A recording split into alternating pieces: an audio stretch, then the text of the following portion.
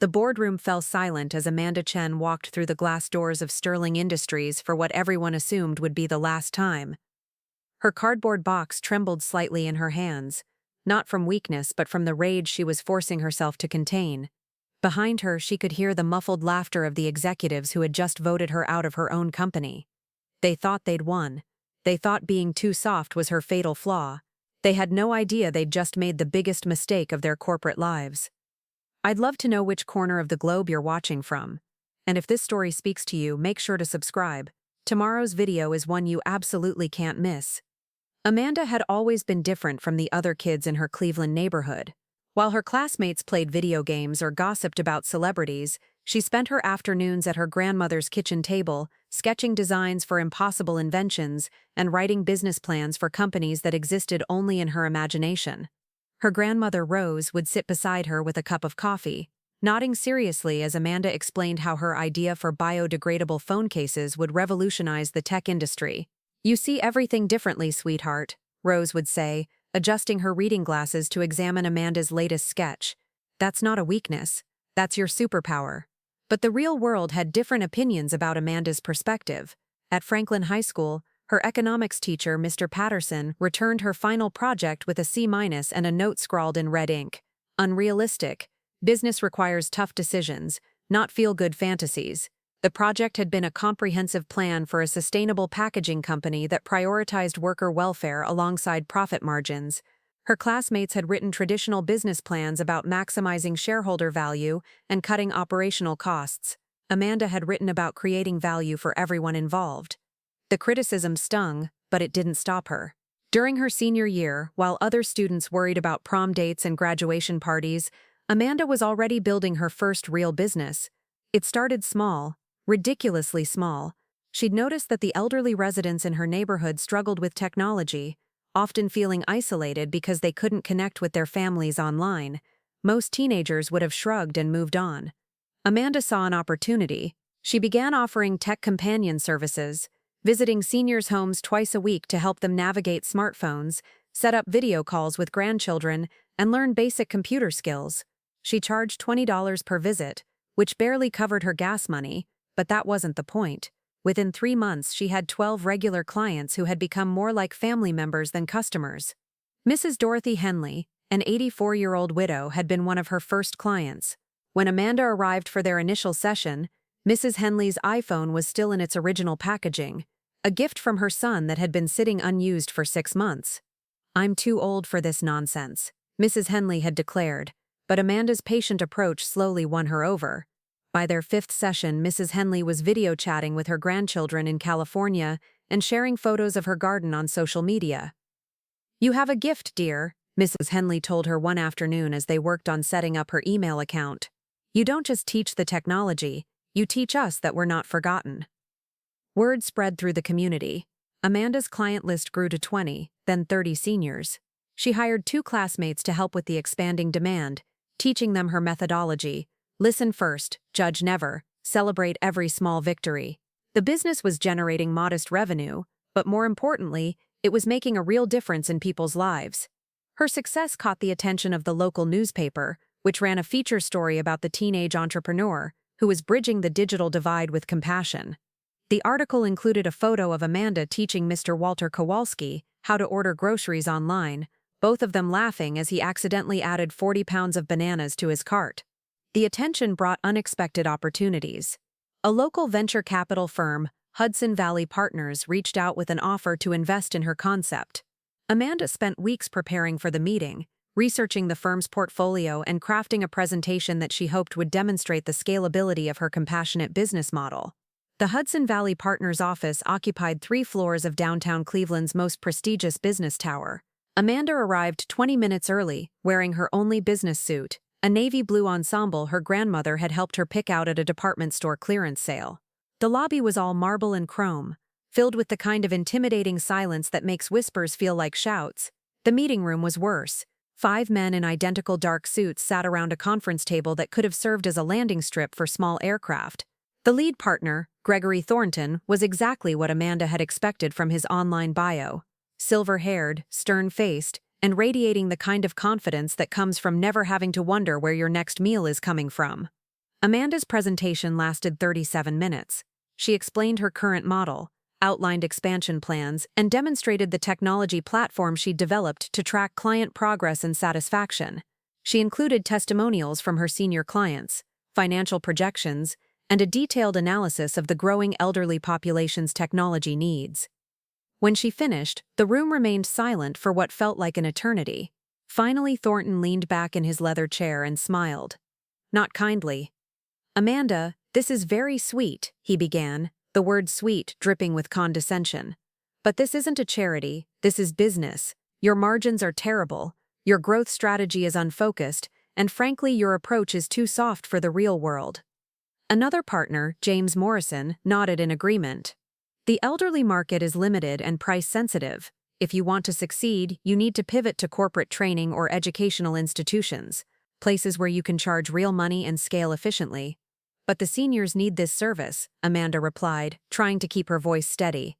"They're underserved by every other tech company.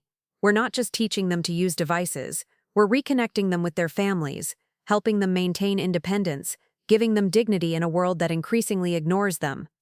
Thornton's smile grew colder. "Dignity doesn't pay dividends, Amanda. Your heart is in the right place, but business requires tough decisions. You're too emotional, too attached to feel-good stories. That's fine for a high school project, but if you want to play with the big boys, you need to toughen up." The other partners murmured their agreement. Amanda felt her cheeks burning, but she pressed on. "What if being soft is actually our competitive advantage? What if caring about our customers' lives creates more loyal clients and better word-of-mouth marketing than any traditional approach?" "That's naive thinking," Morrison interjected. "Successful businesses focus on profit optimization, not customer feelings. You'll learn that eventually, or you'll fail. Those are your only options." The meeting ended with polite handshakes and empty promises to stay in touch. Amanda walked back to her car in a daze, their words echoing in her head. Too soft, too emotional, too naive. She sat in the parking garage for 20 minutes, staring at the concrete wall in front of her, wondering if maybe they were right. But when she got home and found 3 voicemails from senior clients thanking her for helping them connect with distant relatives, their words seemed smaller. When Mrs. Henley called to tell her that she'd successfully ordered her medications online for the first time, saving herself a difficult trip to the pharmacy, Amanda remembered why she'd started this business in the first place. The rejection from Hudson Valley Partners became a turning point, but not in the way they'd intended. Instead of making Amanda question her approach, it crystallized her determination to prove them wrong.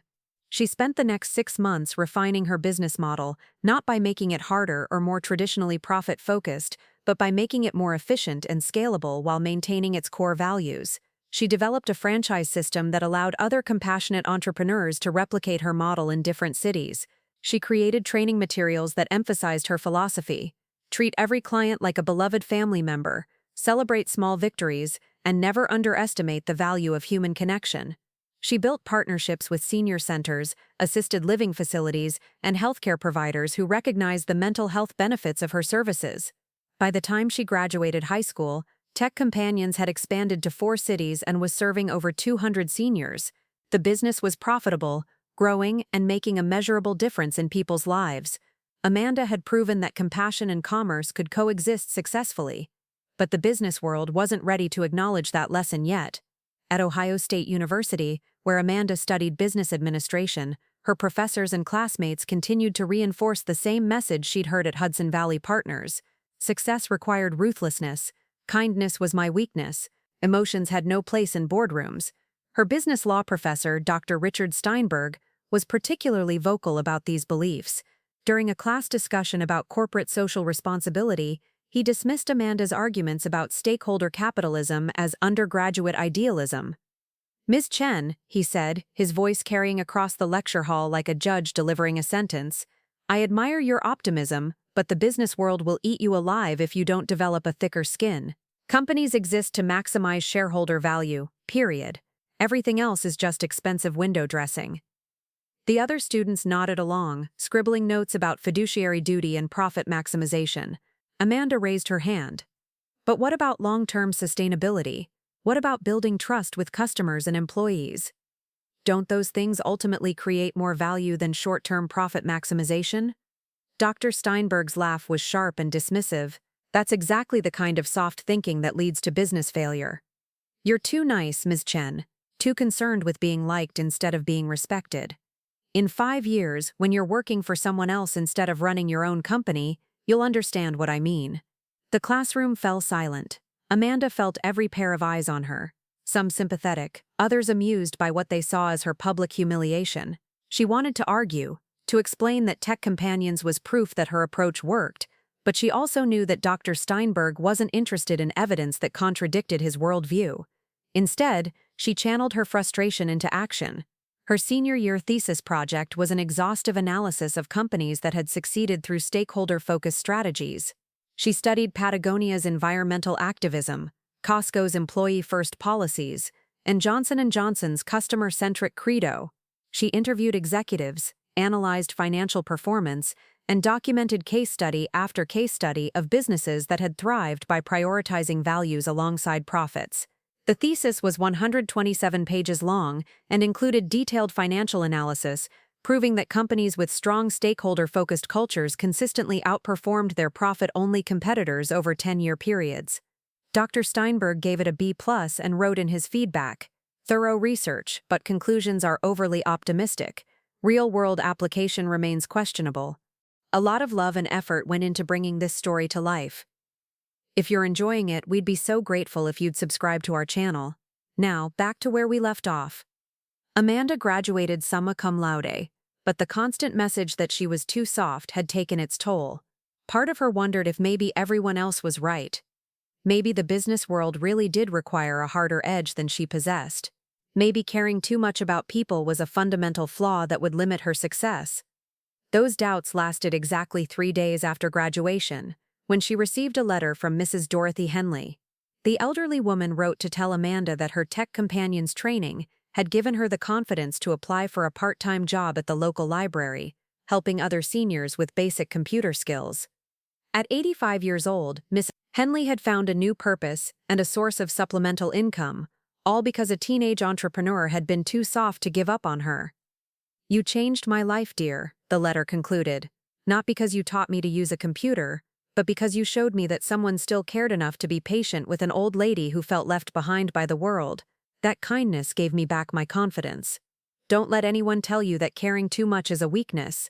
It's the rarest and most powerful business tool there is." Amanda folded the letter carefully and placed it in a frame on her desk. She was done apologizing for her approach.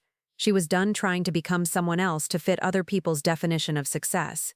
If the business world thought she was too soft, she would prove them wrong by building something so successful, so undeniably valuable, that they would have no choice but to take notice. The plan she developed that summer was ambitious beyond anything she'd previously imagined. Tech Companions had been her training ground, her proof of concept. Now she was ready to build something bigger, something that would demonstrate once and for all that compassion wasn't just compatible with business success, it was the secret ingredient that most companies were missing. She was going to create a company that would revolutionize an entire industry. She was going to build it using the same soft principles that everyone said would fail. And when she succeeded, she was going to make sure that every person who had ever dismissed her approach would have to eat their words. Amanda Chen was about to show the world what happened when someone who was too soft for business decided to prove everyone wrong. The warehouse in Cincinnati's industrial district looked like a monument to broken dreams.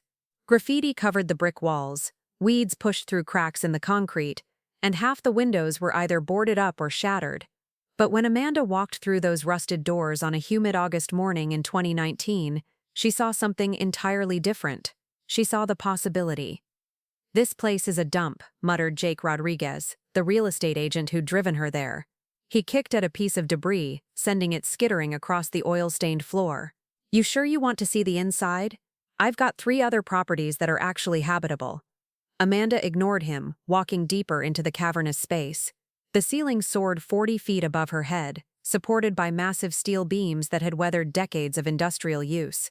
Shafts of sunlight filtered through the broken windows, illuminating dust motes that danced in the air like tiny stars. The space was enormous, nearly 50,000 square feet of raw potential. "How much?" she asked, running her hand along one of the support columns. Jake consulted his tablet. "Owner's asking $1,200 a month, but honestly, you could probably negotiate down. This place has been empty for 3 years. Previous tenant was a furniture manufacturer that went bankrupt, left a bunch of equipment behind that nobody wanted. Amanda's eyes lit up. What kind of equipment? 20 minutes later, she was crawling through a maze of abandoned machinery, cataloging everything she found. Industrial sewing machines, cutting tables, fabric rollers, packaging equipment, most of it covered in dust but still functional. It was like discovering buried treasure. The furniture company had specialized in custom upholstery, which meant their equipment was perfect for what Amanda had in mind. She'd spent months researching the sustainable packaging industry, identifying gaps in the market that larger companies couldn't or wouldn't fill. Small and medium-sized businesses wanted eco-friendly packaging options, but most sustainable suppliers only worked with major corporations that could guarantee massive orders. Amanda saw an opportunity to serve the neglected middle market, companies that cared about environmental impact but couldn't meet the minimum order requirements of existing green suppliers. Her plan was to create modular, customizable packaging solutions using recycled and biodegradable materials, with production runs small enough to serve businesses that ordered hundreds of units instead of hundreds of thousands. The abandoned equipment in the warehouse could be modified for her purposes. The sewing machines could stitch together fabric-based packaging, the cutting tables could be retooled for precise cardboard work, the packaging equipment could handle final assembly and quality control. Best of all, the previous tenant's bankruptcy meant everything was available for pennies on the dollar. "I'll take it," Amanda announced, emerging from behind a massive fabric roller covered in spider webs. Jake stared at her. "You'll take what? The warehouse or the equipment?" "Both." The negotiations took 3 weeks. Amanda's lawyer, Sarah Martinez, a former classmate who'd started her own practice focusing on small business law, handled the paperwork while Amanda secured financing. Her business plan was solid, her projections conservative, and her track record with tech companions provided credibility. Still, every bank meeting followed the same pattern. "Your concept is interesting, Ms. Chen," said David Brennan, the loan officer at First National Bank. "But packaging is a brutal industry. Margins are thin, competition is fierce, and you're proposing to compete on sustainability rather than price. That's ambitious." "It's also necessary," Amanda replied, opening her laptop to display market research data. 73% of consumers say they're willing to pay more for sustainable packaging. B2B buyers are increasingly factoring environmental impact into purchasing decisions. The market is shifting toward sustainability whether traditional suppliers adapt or not. Brennan leaned back in his chair, studying Amanda with the expression of someone trying to solve a puzzle. "You're very young to be taking on this kind of challenge. The packaging industry isn't known for being gentle with newcomers. Are you sure you have the temperament for this business?" There it was again. The polite way of saying she was too soft, too young, too idealistic to succeed in a tough industry. Amanda had heard variations of this question in every meeting, from every potential investor and partner. The subtext was always the same. Nice girls don't win in manufacturing. "Mr. Brennan," Amanda said, her voice steady despite the familiar frustration, "I've spent 2 years building a service business from 0 to 6-figure annual revenue. I've managed employees, satisfied customers, and scaled operations across multiple markets. I understand that manufacturing is different, but the fundamental principles of business success remain the same: identify unmet needs, deliver superior value, and build lasting relationships with customers." "Those are good principles," Brennan acknowledged, "but packaging buyers aren't elderly customers who need patient handholding. They're procurement managers focused on cost, quality, and delivery schedules. They won't care about your values if you can't meet their specifications." Amanda smiled. "You're absolutely right. They won't care about my values, but they will care about their customers' values. And increasingly, those customers are demanding sustainable options. I'm not asking them to choose between values and performance. I'm offering both." The loan was approved 3 days later, though Brennan made it clear that the bank would be monitoring her progress closely. Amanda signed the papers on a Friday afternoon in September, officially becoming the founder and CEO of Sterling Industries. The name had come to her during a sleepless night of brainstorming. Sterling meant excellent, valuable, genuine, everything she wanted her company to represent. But it also had a nice ring of authority, the kind of name that would command respect in boardrooms and purchasing departments. If people were going to dismiss her as too soft, at least her company would sound serious. The first 6 months were a masterclass in controlled chaos. Amanda hired her initial team carefully, prioritizing attitude and adaptability over traditional manufacturing experience.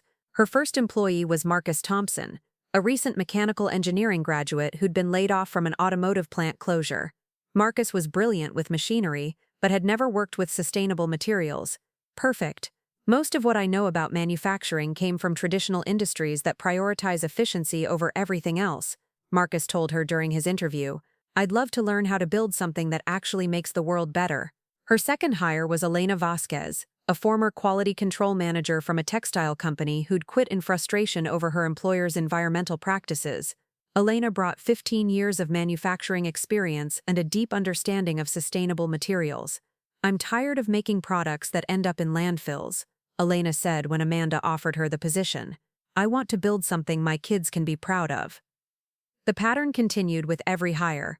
Amanda sought out talented people who were disillusioned with traditional manufacturing, who wanted to prove that business could be a force for positive change. She offered competitive salaries, equity stakes, and something most manufacturing jobs didn't provide, a sense of purpose. By December, Sterling Industries had 12 employees and was running 3 shifts to meet growing demand. Amanda had landed her first major client, a regional cosmetics company that wanted custom packaging for a new line of organic products. The order was for 15,000 units, small by industry standards but huge for a startup. The learning curve was steep and painful. Their first production run had a 30% defect rate because the recycled cardboard they'd sourced wasn't uniform in thickness. Their second attempt was delayed by 2 weeks when a crucial piece of equipment broke down and the repair technician couldn't figure out how they'd modified it. Amanda spent those early months living at the warehouse, troubleshooting problems in real time and learning every aspect of the production process. She worked alongside her employees, getting her hands dirty and her clothes stained, earning their respect through shared effort rather than hierarchical authority. I've never worked for a CEO who knew how to operate the machinery, Marcus told her one evening as they calibrated a cutting table for the 100th time. Most executives I've met wouldn't even walk onto the production floor. How can I make good decisions about the business if I don't understand how it actually works? Amanda replied, adjusting a blade setting with practiced precision. That hands-on approach paid dividends when their first major crisis hit. 3 months into the cosmetics company contract, their primary supplier of biodegradable film suddenly increased prices by 40%, citing raw material shortages. At traditional manufacturing companies, this would have meant either absorbing the cost hit or passing it along to the customer. Amanda chose a third option. She spent a week researching alternative materials, finally identifying a small supplier in Oregon that produced packaging film from agricultural waste. The material was slightly more expensive than their original supplier, but the quality was superior, and the environmental impact was even lower. More importantly, the Oregon company was willing to work with Sterling's smaller order volumes. We could have just switched suppliers and called it a day, Amanda explained to her team during their weekly meeting. But I want our customers to know that we're constantly improving our environmental impact, not just maintaining it. This new material is better for the planet and better for their products. That's worth the extra effort. The cosmetics client was impressed by Sterling's proactive approach to continuous improvement. When their initial order was completed on time and exceeded quality specifications, they immediately placed a follow-up order for 30,000 units. Word spread through their industry network, and Sterling started receiving inquiries from other companies looking for sustainable packaging partners. By the end of Amanda's first year, Sterling Industries had grown to 22 employees and was generating monthly revenue of $180,000. They'd landed contracts with a boutique food company, an organic skincare brand, and a small publisher that wanted eco-friendly book packaging. Each client brought unique challenges that forced Sterling to innovate and expand their capabilities. The success attracted attention from unexpected quarters. Trade publications started featuring Sterling in articles about sustainable manufacturing trends. Amanda was invited to speak at industry conferences about the future of eco-friendly packaging. Local business organizations wanted to showcase Sterling as an example of successful entrepreneurship, but the attention also brought scrutiny from established competitors who weren't pleased to see a newcomer disrupting their market. Amanda first became aware of the backlash during a trade show in Chicago, where Sterling had invested in their first major booth display. The show was a revelation. Massive companies dominated the exhibition floor with elaborate displays showcasing their latest innovations. Sterling's modest booth looked tiny by comparison, but it attracted steady crowds of buyers interested in their sustainable options. On the second day of the show, Amanda was approached by Robert Hartwell, the CEO of Midwest Packaging Solutions, one of the region's largest traditional packaging companies. Hartwell was everything Amanda expected from an industry veteran: silver-haired, expensively dressed, and radiating the kind of confidence that comes from decades of market dominance. "You're the young lady everyone's talking about," Hartwell said, extending a manicured hand. "Amanda Chen, right? Sterling Industries?" "That's right," Amanda replied, shaking his hand firmly. "Are you interested in sustainable packaging options for your clients?" Hartwell's laugh was condescending. "Sustainable packaging is a nice hobby, but it's not a real business. Your margins must be terrible, and your production costs are probably through the roof. How long do you think you can keep this up before reality sets in?" "Our margins are actually quite healthy," Amanda replied evenly, "and our production costs continue to decrease as we optimize our processes. Sustainability isn't a hobby, it's the future of manufacturing." "Listen, sweetheart," Hartwell said, his tone shifting from amused to patronizing. "I've been in this business for 30 years. I've seen dozens of idealistic startups try to revolutionize packaging with green initiatives. They all fail eventually because they don't understand the fundamentals. Buyers care about three things: price, quality, and delivery. Everything else is just marketing fluff." Amanda felt her jaw clench, but she kept her voice level. "Our customers seem to disagree. They're choosing our products specifically because we offer sustainability without compromising on price, quality, or delivery." "For now," Hartwell replied, "but wait until you face real competition. Wait until a major player decides to enter your niche market. You're too soft for this industry, kid. Too naive about how business really works. Enjoy your little experiment while it lasts." He walked away before Amanda could respond, leaving her standing in the middle of the trade show floor with her hands shaking from suppressed anger.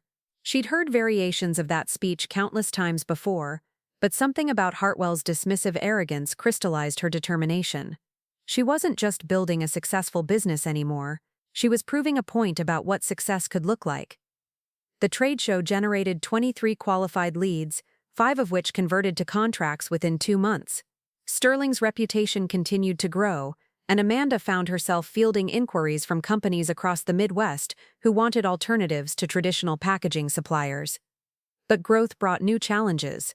Scaling production required additional equipment, more warehouse space, and a larger workforce. Amanda needed capital to fund expansion, which meant dealing with investors who might not share her values-based approach to business. She spent months researching potential funding sources, ultimately deciding to approach Pinnacle Capital Partners, a Chicago-based firm that specialized in manufacturing investments. Their portfolio included several successful companies that had grown from startups to major players in their respective industries.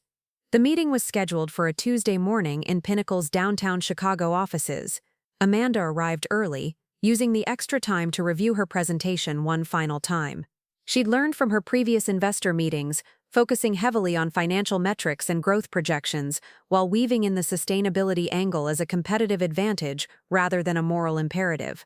The Pinnacle team was led by Victoria Sterling, no relation to Amanda's company name, a sharp-eyed managing partner who'd built her reputation by identifying undervalued manufacturing opportunities. Sterling was accompanied by 2 junior partners and an industry specialist who'd spent 20 years in packaging and logistics. Amanda's presentation lasted 45 minutes and covered every aspect of Sterling Industries' operations, from production processes to customer acquisition strategies. She presented detailed financial statements, growth projections, and market analysis. She demonstrated product samples and explained the technical innovations that gave Sterling competitive advantages over traditional suppliers. When she finished, the room was quiet for several seconds. Finally, Victoria Sterling leaned forward, her expression unreadable. "Your numbers are impressive," she began, "and your market positioning is clever, but I have concerns about scalability. Sustainable manufacturing typically involves more complex supply chains, higher material costs, and more stringent quality control requirements. How do you plan to maintain margins as you scale?" Amanda had anticipated this question. "We've already proven that our approach scales profitably. Our cost per unit has decreased by 18% over the past 6 months as we've optimized production processes. Our supply chain is actually more resilient than traditional approaches because we work with multiple smaller suppliers rather than relying on 1 or 2 major ones." The industry specialist, Thomas Bradford, spoke up. "That's an interesting perspective. But packaging is ultimately a commodity business. Buyers will always choose the lowest cost option if quality and delivery are comparable. Your sustainability angle might attract some customers initially, but it won't protect you once competitors start undercutting your prices.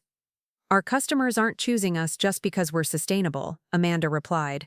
They're choosing us because we provide superior service, faster turnaround times, and more flexible order quantities than major suppliers. Sustainability is a bonus, not our only selling point. Victoria Sterling nodded slowly. Your customer retention rates support that claim. But I'm curious about your management philosophy. Your employee satisfaction scores are unusually high for a manufacturing company. How do you maintain that culture as you grow? And more importantly, how do you make tough decisions when employee interests conflict with business needs? Here it was again. The assumption that caring about employees was incompatible with business success. Amanda had faced this question in every investor meeting, and she'd developed a standard response. Happy employees are productive employees, she said. Our low turnover rates save us money on recruiting and training costs. Our high engagement scores translate to better quality control and fewer production errors.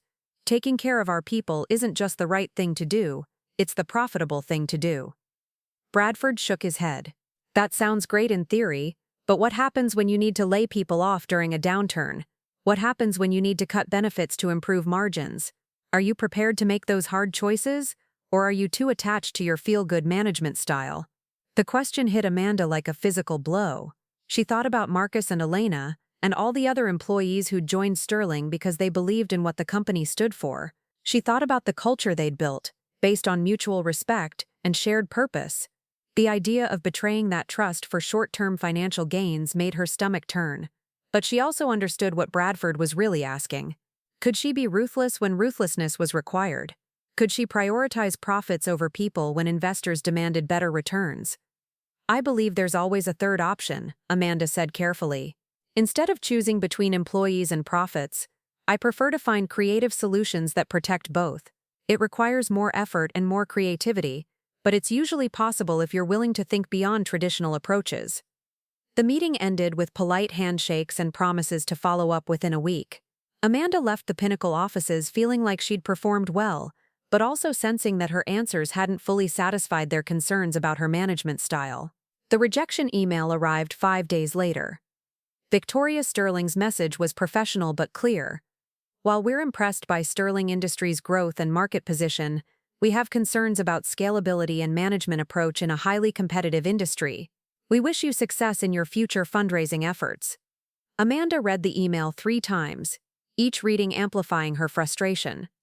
Once again, her soft approach to business had been identified as a fatal flaw. Once again, she'd been told that caring about employees and values was incompatible with serious success. But this time, something was different. This time, Amanda wasn't discouraged by the rejection. She was energized by it. Every investor who passed on Sterling Industries was making the same mistake. They were underestimating what was possible when people were truly motivated to succeed. Sterling Industries was about to prove them all wrong. The email that changed everything arrived on a Tuesday morning in March 2021. Amanda was reviewing production schedules when her assistant, Kelly Morrison, knocked on her office door with an expression that mixed excitement and disbelief. "You need to see this," Kelly said, practically bouncing on her toes. North Point Retail just sent an RFP for their entire packaging redesign project. Amanda looked up from her spreadsheets. North Point Retail was a household name, a nationwide chain of upscale department stores with over 400 locations. Their annual packaging budget exceeded $50 million, making them one of the largest potential clients in the sustainable packaging space. "How did they even hear about us?" Amanda asked, opening the email Kelly had forwarded. "Apparently, their head of sustainability saw your presentation at the Green Manufacturing Summit last month. She was impressed by our closed-loop production model and wants to explore a partnership." The RFP was comprehensive and daunting. North Point wanted to transition their entire packaging ecosystem to sustainable alternatives within 18 months. They needed everything from shipping boxes to gift bags, from protective wrapping to branded shopping bags. The contract would be worth approximately $12 million annually, more than Sterling's total revenue for the previous year. Amanda spent the next 2 weeks crafting a proposal that would either establish Sterling as a major player in the industry or demonstrate that they weren't ready for prime time. She assembled a team of her best people to tackle different aspects of the bid. Marcus handled technical specifications, Elena managed quality assurance protocols, and Amanda herself focused on the strategic vision and implementation timeline. The proposal they submitted was 127 pages of detailed planning, innovative solutions, and aggressive timelines. Sterling offered to not only replace Northpoint's existing packaging, but to create a completely integrated system that would reduce their environmental impact by 60% while actually lowering their total packaging costs through improved efficiency and reduced waste. 3 weeks later, Amanda found herself in Northpoint's corporate headquarters in Minneapolis, facing a procurement committee that would decide Sterling's future. The meeting room was intimidating, floor-to-ceiling windows overlooking the city, a conference table that could seat 20 people, and walls lined with awards and recognition plaques from industry organizations. The committee was led by Jennifer Walsh, Northpoint's chief procurement officer, a woman whose reputation for tough negotiations was legendary in retail circles. She was flanked by the heads of sustainability, logistics, and quality assurance, along with several regional managers who would oversee implementation. "Ms. Chen," Walsh began, her voice crisp and professional, "your proposal is ambitious, some might say overly ambitious. Sterling Industries has never handled a contract of this magnitude. How do we know you won't collapse under the pressure?" Amanda had prepared for this question, but hearing it still sent a spike of adrenaline through her system. Everything she'd built was riding on how she answered. "You're absolutely right that this would be our largest contract," she replied, meeting Walsh's gaze steadily, "but scaling up is what we do best. When we started, our largest order was 15,000 units. Last month, we delivered 800,000 units across 12 different product lines. We've proven that our systems and processes can handle exponential growth." The sustainability director, Patricia Nguyen, leaned forward. "Your environmental impact projections are impressive, but they assume perfect implementation across all our facilities. What happens when regional managers cut corners to save time or money? How do you maintain quality control across such a distributed operation?" This was Amanda's moment to shine. She'd anticipated this concern and had developed a comprehensive solution that addressed it head-on. "We don't just deliver products," Amanda explained, opening her laptop to display a detailed implementation plan. "We provide complete training programs for your regional teams, ongoing support systems, and real-time monitoring tools that track both environmental impact and quality metrics. Every facility gets dedicated Sterling support personnel during the transition period." She clicked through a series of slides showing training materials, quality checkpoints, and feedback systems. "We're not just your supplier, we're your partner in this transformation. Your success is our success, which means we're invested in making sure implementation goes smoothly at every location." The questions continued for 90 minutes, covering everything from supply chain resilience to emergency backup plans. Amanda answered each one with detailed explanations and concrete examples from Sterling's track record. Her team had anticipated every possible concern and developed solutions that addressed them comprehensively. Finally, Walsh called for a brief recess. Amanda and her team were escorted to a waiting room while the committee deliberated. The minutes crawled by with agonizing slowness. Marcus paced near the window. Elena reviewed her notes for the 100th time, and Amanda tried to project calm confidence while her heart hammered against her ribs. When they were called back into the conference room, Walsh's expression was unreadable. She stood at the head of the table, a single sheet of paper in her hands. "Miss Chen," she said, her voice giving nothing away, "this decision wasn't easy. Your company is smaller than our other finalists, and frankly, some committee members had concerns about your ability to deliver on such an aggressive timeline." Amanda felt her stomach drop. This was it. Another rejection, another "you're not ready for the big league" speech. "However," Walsh continued, and Amanda's heart stopped beating entirely, "your proposal was the most innovative and comprehensive we received. More importantly, your commitment to partnership rather than just supply made the difference. Congratulations, Northpoint Retail would like to offer Sterling Industries the contract." The room erupted in handshakes and congratulations. Amanda felt like she was floating above the scene, watching herself sign documents that would transform Sterling from a promising startup into a major industry player overnight. The contract signing was scheduled for the following week, but news of the deal leaked within days. Trade publications ran headlines about the David and Goliath story of a small sustainable packaging company landing one of retail's biggest accounts. Industry observers were split between admiration for Sterling's achievement and skepticism about their ability to execute. Robert Hartwell, the veteran CEO who dismissed Amanda at the Chicago trade show, was quoted in Packaging Industry Weekly, "It's an impressive win for such a young company, but winning the contract and fulfilling it are two different things. The retail industry doesn't have patience for learning curves or growing pains. Sterling Industries is about to discover what big league pressure really feels like." Amanda read the quote during her morning coffee and smiled. Let them doubt. Let them predict failure. Sterling Industries was about to show the entire industry what was possible when a company truly committed to excellence and partnership. The next 6 months were the most intense of Amanda's life. Sterling's workforce expanded from 22 employees to over 200 as they ramped up production to meet Northpoint's requirements. The original Cincinnati warehouse was supplemented by 2 additional facilities in Detroit and Indianapolis, creating a distributed manufacturing network that could serve Northpoint's locations efficiently. Every aspect of Sterling's operations had to be scaled and systematized. Amanda worked 18-hour days, shuttling between facilities, troubleshooting problems, and ensuring that Sterling's culture of excellence and collaboration transferred to the new employees and locations. The challenges were relentless. A key supplier in Oregon went out of business, forcing Sterling to find alternative sources for specialized biodegradable films. A machinery malfunction at the Detroit facility delayed production by 3 days, requiring around-the-clock shifts to get back on schedule. A quality control issue with a batch of shopping bags meant scrapping 50,000 units and starting over from scratch. Each crisis tested Amanda's leadership and her team's resilience. Traditional manufacturing companies might have handled these problems by cutting corners, pushing costs to customers, or sacrificing quality for speed. Amanda refused to compromise on any of those fronts.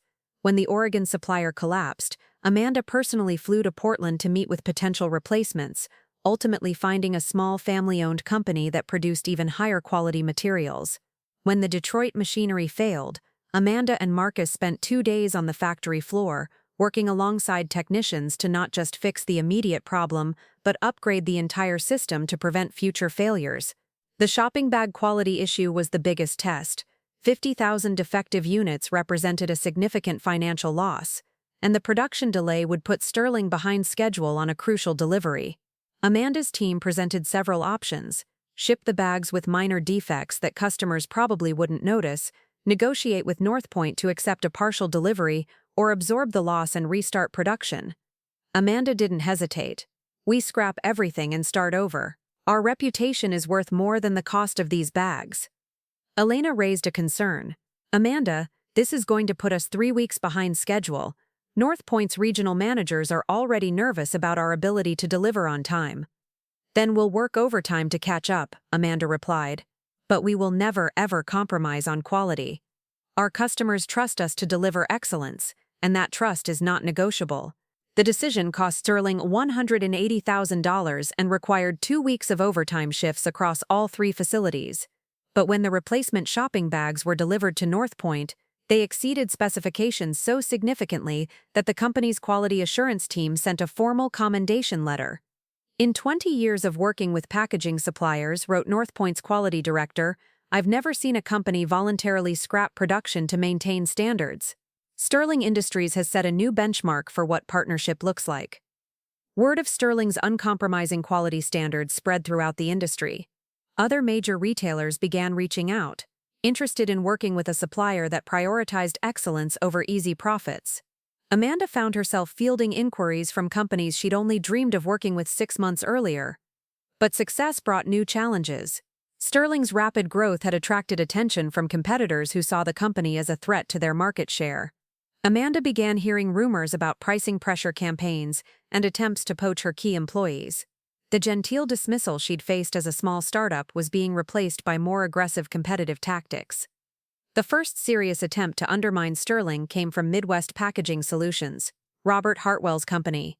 Hartwell approached several of Sterling's key employees with job offers that doubled their current salaries, clearly hoping to cripple Sterling's operations by stealing critical talent. Marcus brought the offer to Amanda personally. "They want me to head up their new Sustainable Initiatives division," he explained, looking uncomfortable. "The salary is incredible, and they're offering equity and a corner office." Amanda felt a familiar tightness in her chest. Losing Marcus would be devastating.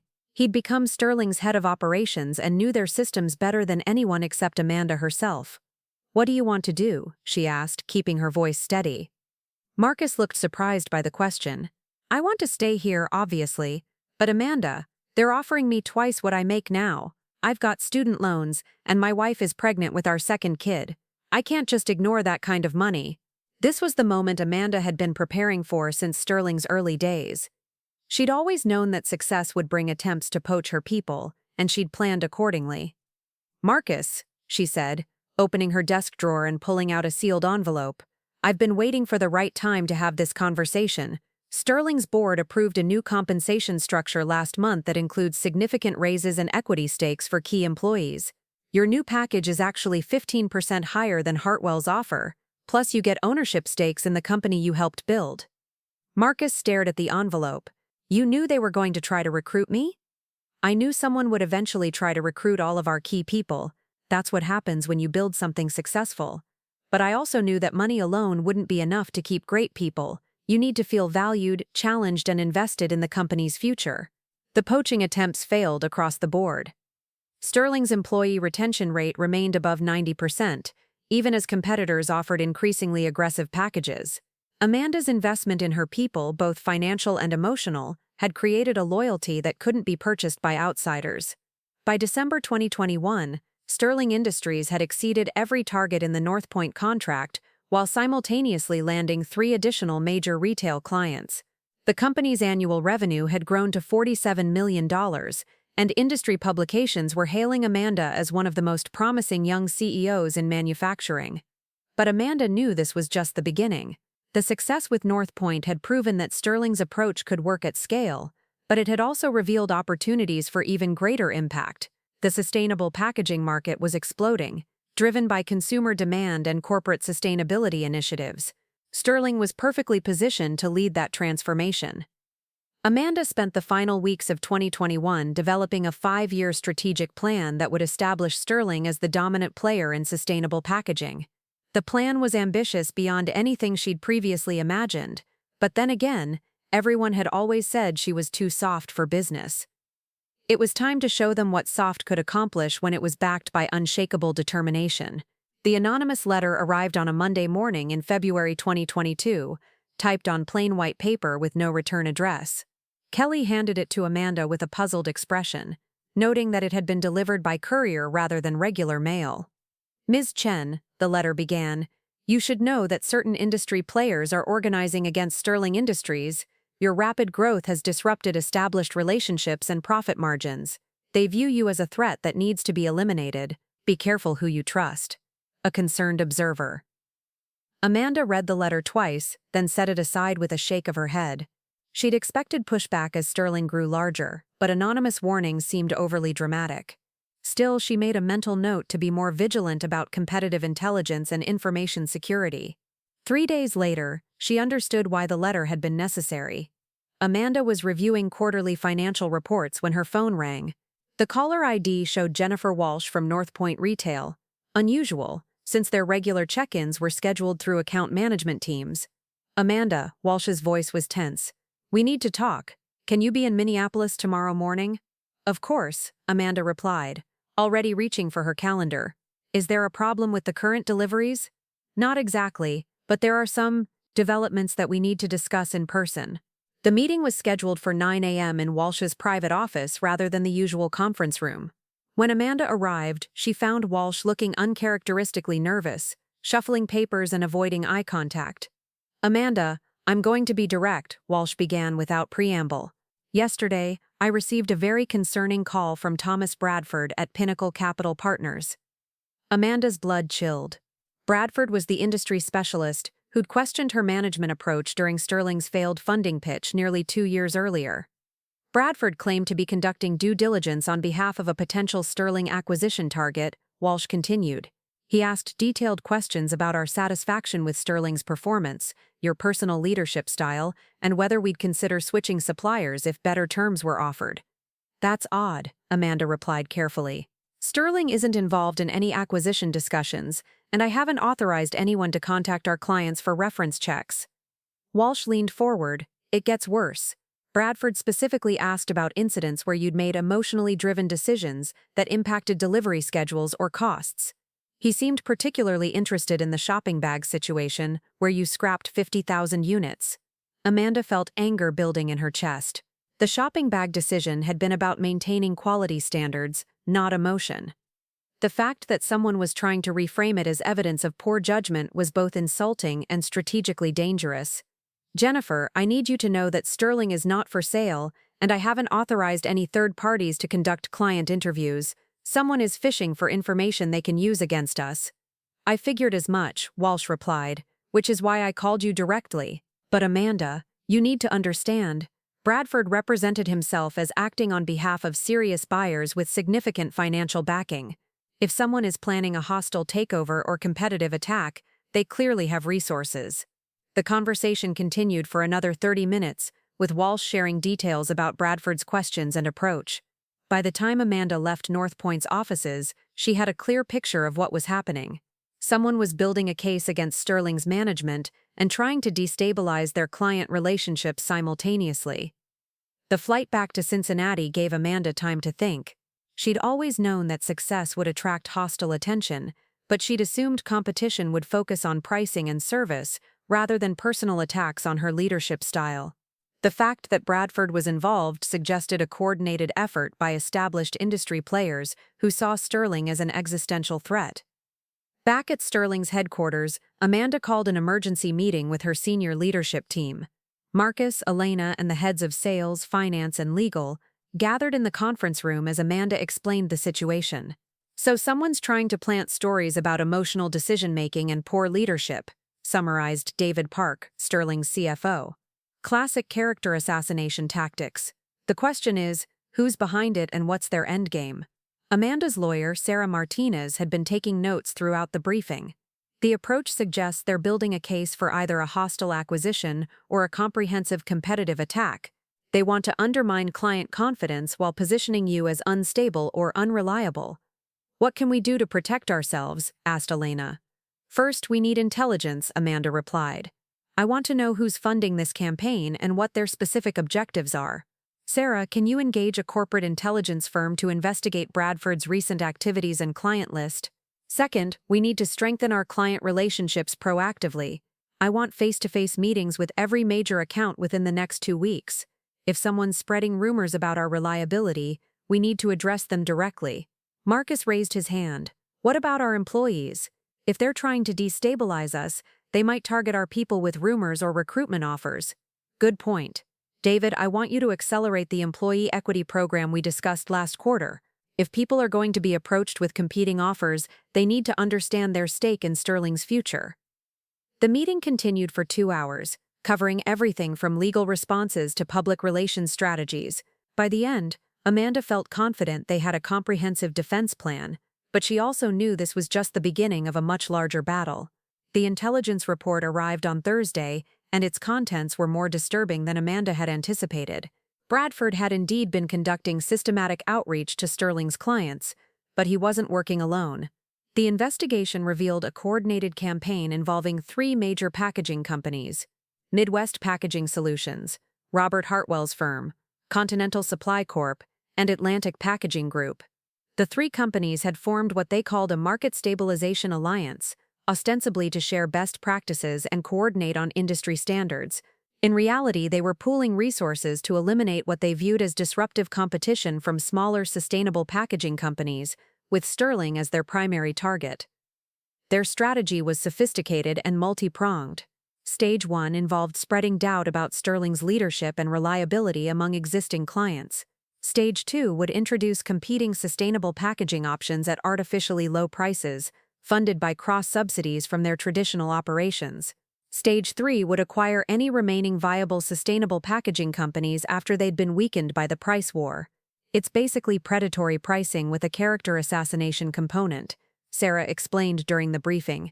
They're trying to kill your market position and your personal reputation simultaneously. Amanda studied the intelligence report, feeling a familiar mix of anger and determination. How long do we have before Stage 2 begins? Based on their internal communications, probably 6 to 8 weeks. They're still building their sustainable production capabilities and finalizing pricing strategies.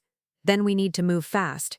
Marcus, how quickly can we expand our production capacity? Depends on how aggressive we want to be. With emergency funding and expedited equipment purchases, we could increase output by 40% within 2 months. Do it. Elena, I want you to identify every potential client in our pipeline and accelerate those sales cycles. If they're planning a price war, we need to lock in as much business as possible at current rates. David looked concerned. Amanda, ramping up that quickly is going to strain our cash flow significantly, and if they're really planning predatory pricing, we might not be able to compete on cost alone. We're not going to compete on cost, Amanda replied, her voice steady despite the adrenaline coursing through her system. We're going to compete on value, service, and innovation. They can match our prices, but they can't match our culture or our commitment to actual sustainability. The next 8 weeks were a whirlwind of controlled chaos. Sterling's facilities ran at maximum capacity as new equipment was installed and production lines were optimized. Amanda personally visited 23 potential clients, making the case for partnership over simple vendor relationships. The sales team worked around the clock, closing deals that would have taken months under normal circumstances. Meanwhile, the character assassination campaign intensified. Industry publications began running articles questioning the sustainability of rapid growth in the packaging sector, with thinly veiled references to inexperienced leaders and emotional decision-making. Trade show organizers started receiving complaints about Sterling's booth displays, claiming they were misleading about environmental benefits. Amanda found herself defending Sterling's practices and her own leadership in ways she'd never had to before. Every public appearance became an opportunity for hostile questions about employee turnover, financial stability, and management experience. She realized that being too soft was being weaponized against her more systematically than ever before. The breaking point came during the National Packaging Association's annual conference in Las Vegas. Amanda was scheduled to deliver a keynote address about sustainable manufacturing innovations, but the session was disrupted by a series of planted questions from audience members. Ms. Chen, called out someone from the back of the auditorium, how do you respond to reports that Sterling Industries has been inflating environmental impact claims to charge premium prices? Amanda paused, recognizing the tactics. I'd be happy to address specific concerns about our environmental certifications, which are independently verified by third-party auditors. Could you clarify which reports you're referring to? Another planted questioner stood up. There are industry sources saying that your company's rapid expansion has compromised quality control and led to significant client complaints. How do you explain the disconnect between your public statements and these reports?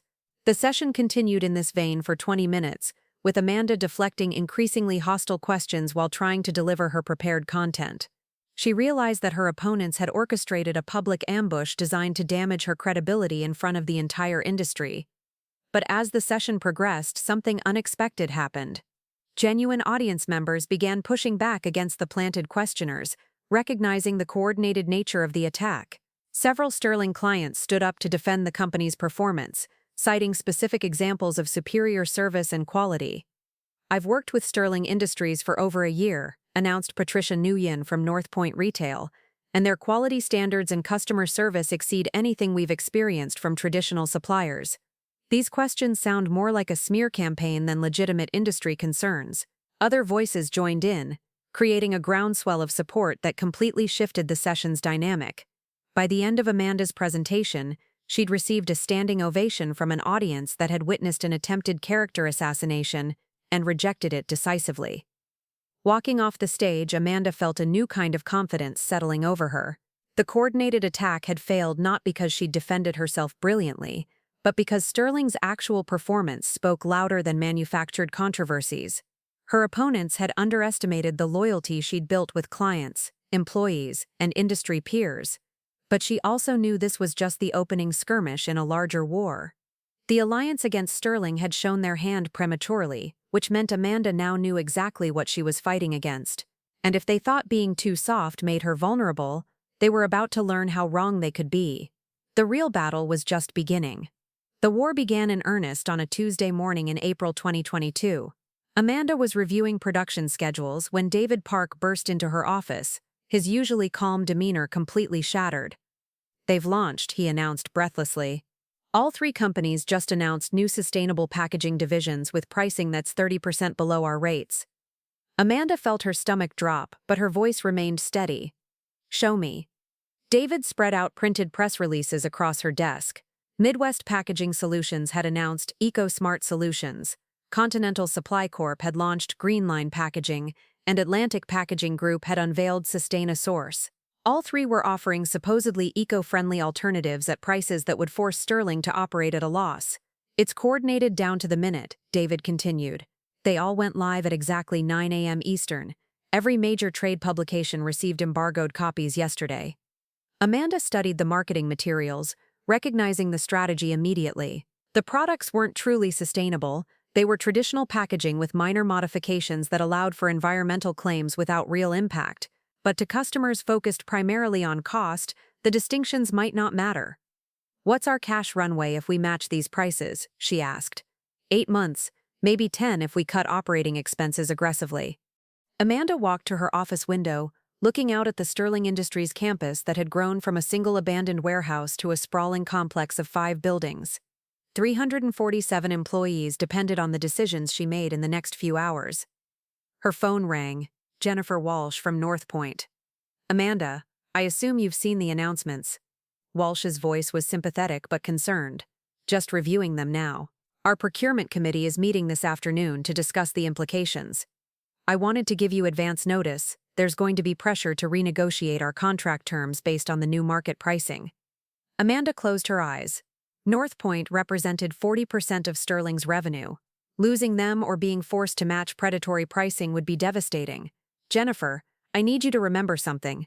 Those companies didn't care about sustainability until they saw it as a threat to their market share. Their products aren't solutions, they're marketing exercises designed to confuse the market and eliminate real innovation. I understand that, Amanda, but I have a fiduciary responsibility to consider all options. Can you match their pricing? The question hung in the air like a death sentence.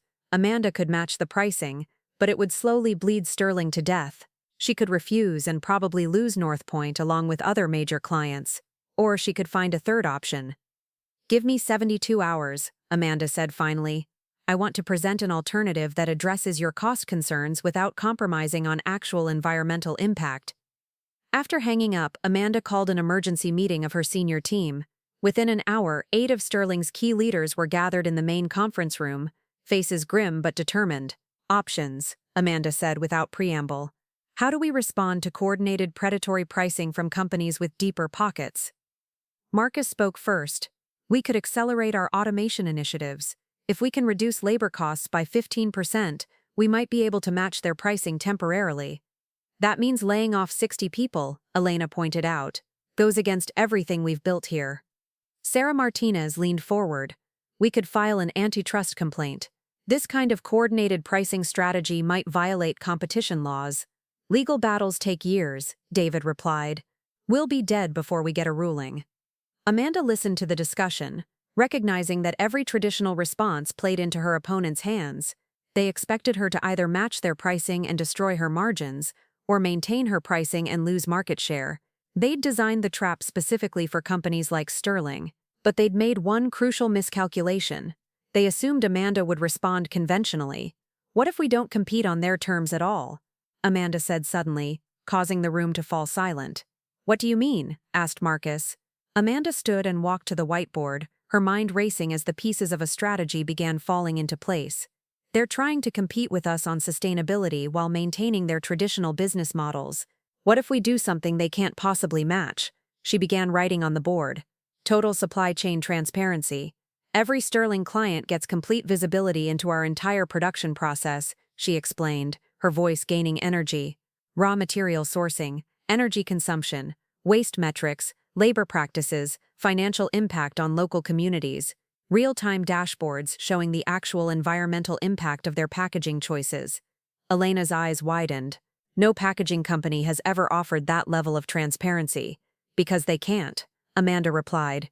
Traditional companies have too many dirty secrets in their supply chains. We've built everything from scratch with sustainability in mind. Transparency is our competitive moat. David was already running calculations on his laptop. If we market this as true cost accounting, we could justify premium pricing based on verified impact rather than just environmental claims.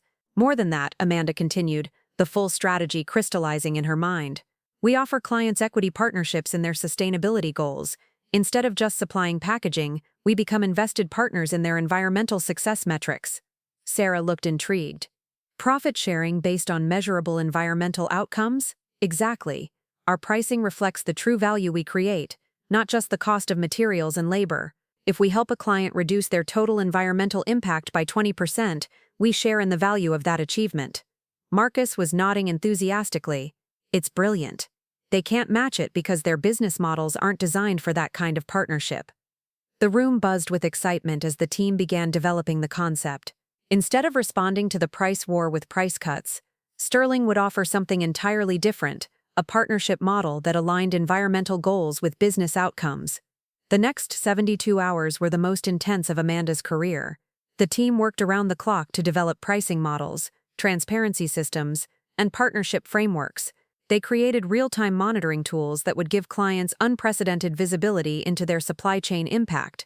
They designed profit-sharing formulas that rewarded measurable environmental improvements. Most importantly, they prepared a presentation that would reframe the entire conversation from cost comparison to value creation. The meeting with Northpoint was scheduled for Friday afternoon. Amanda arrived with a completely different proposal than anyone expected. Instead of matching competitor pricing, she offered something revolutionary, a partnership that would make Northpoint the most environmentally advanced retailer in their sector. What if instead of viewing packaging as a cost center, Amanda began, we treated it as a strategic advantage? She outlined Sterling's new model: complete supply chain transparency, shared accountability for environmental metrics, and financial incentives aligned with sustainability outcomes. Northpoint wouldn't just buy packaging. They'd invest in a partnership that would differentiate them from every competitor. Your sustainability reports would include verified real-time data about every aspect of your packaging supply chain, Amanda explained. When customers ask about your environmental impact, you won't just have claims, you'll have proof. Jennifer Walsh listened intently as Amanda detailed the proposal. The partnership model would actually reduce Northpoint's total packaging costs, while dramatically improving their environmental performance and market positioning. This is unprecedented, Walsh said finally. You're proposing to share both risk and reward based on environmental outcomes? I'm proposing that we succeed or fail together, Amanda replied. Sterling's profitability becomes directly tied to your sustainability success. No packaging supplier has ever offered that level of commitment. The presentation lasted 2 hours. When it ended, the Northpoint team requested a week to review the proposal with their board of directors. Amanda left the meeting knowing she'd done everything possible to save the relationship. The industry response to Sterling's new model was immediate and polarized. Traditional competitors dismissed it as marketing gimmickry and predicted that clients would never accept such complex partnerships. But forward-thinking companies began reaching out immediately, intrigued by the possibility of genuine collaboration rather than simple vendor relationships. Within 2 weeks, Sterling had signed partnership agreements with 4 new clients who were specifically attracted to the transparency and shared accountability model. More importantly, Northpoint approved the new partnership structure unanimously, describing it as the future of sustainable supply chain management. The predatory pricing war that was supposed to destroy Sterling had instead accelerated their evolution into something their competitors couldn't match. By refusing to compete on traditional terms, Amanda had created an entirely new category of business relationship. 6 months later, Amanda stood before the National Packaging Association's annual conference, the same venue where she'd been ambushed the previous year. But this time, she was delivering the keynote address as the recipient of the Innovation Leadership Award. A year ago, some people in this room thought I was too soft for this industry, she began, her voice carrying clearly across the packed auditorium. They said caring about employees was a weakness. They said prioritizing partnerships over profits was naive. They said sustainability was just expensive window dressing. She paused, looking out at faces that included Robert Hartwell, Thomas Bradford, and other former critics. Today, Sterling Industries operates the most profitable sustainable packaging business in North America. We've created over 600 jobs in communities that needed them. Our clients achieve environmental goals they never thought possible while reducing their total supply chain costs. And we've proven that success doesn't require sacrificing values, it requires having the courage to innovate beyond traditional limitations. The applause was thunderous and sustained. Amanda noticed that even some of her former opponents were clapping, recognizing the undeniable reality of what she'd accomplished. After the presentation, a young woman approached Amanda during the reception. She looked nervous but determined. "Miss Chen," she said, "I'm Lisa Carpenter. I just graduated with an environmental engineering degree, and I'm starting my own sustainable materials company. Everyone keeps telling me I'm too idealistic, too focused on environmental impact instead of profits. How did you prove them wrong?" Amanda smiled, remembering her own younger self facing similar doubts and dismissals. "I didn't prove them wrong," she replied. "I proved that there was a better way to be right." Don't try to fit into their definition of success. Create your own definition and make it so compelling that they have no choice but to follow. As Amanda walked back to her hotel that evening, she reflected on the journey from that first rejection at Hudson Valley Partners to being introduced at industry events as Madam Chairwoman. The title wasn't official. Sterling Industries remained privately held with Amanda as CEO.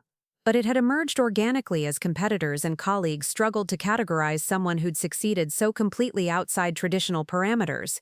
They'd called her too soft for business, but she'd built an empire by being exactly soft enough to see opportunities others missed, to build relationships others couldn't maintain, and to innovate beyond limitations others accepted as permanent. Amanda Chen had proven that in business, as in life, your supposed weaknesses could become your greatest strengths if you had the vision to see beyond other people's limited imagination. The girl who was too soft had become the woman they called Madam Chairwoman, and she was just getting started. Looking for more? We've got 2 amazing stories ready for you right on screen. If this one touched you, these are absolutely worth your time. Click to watch them now. And hey, subscribe and hit that bell to never miss our latest uploads.